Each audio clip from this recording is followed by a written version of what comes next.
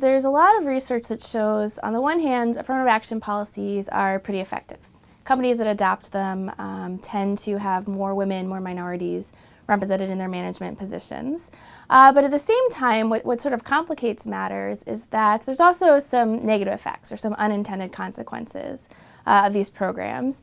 In particular, a lot of the times, the non-beneficiaries of these programs, so usually either whites or men, have a negative reaction when organizations implement those programs.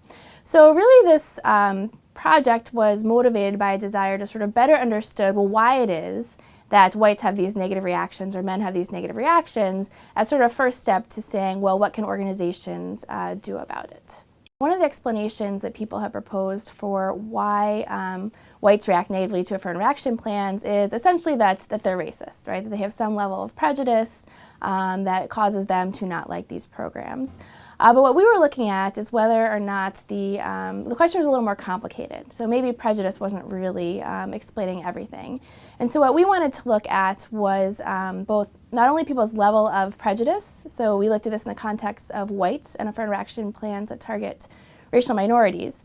So we looked at whether both their level of racism, but then also their feelings about their own in-group, right? So whether or not they feel that their own group is sort of disadvantaged more broadly in society, and we wanted to look at these two things together. From a theoretical standpoint, the most important finding is that it's not racism alone that drives whites' negative reactions to affirmative action policies.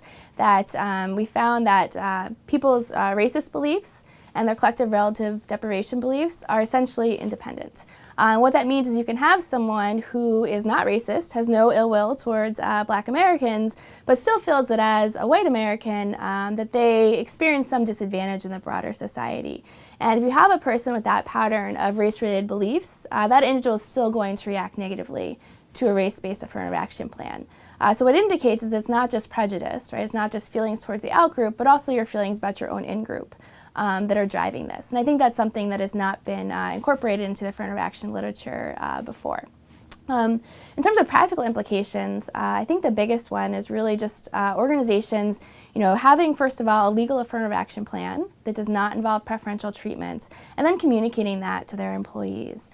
Because we found in our studies what the key mediator was, so the key reaction that sort of drove perceptions that the organization's policies are unfair was a belief that whites are disadvantaged. And that directly stems from this notion that people assume affirmative action plans imply preferential treatment. So the more that organizations can make that really clear, make it really known to their employees that just because they have an affirmative action plan does not mean that they're giving preferential treatment to minorities, I think that will do a lot towards mitigating these negative reactions and increasing the effectiveness of affirmative action plan.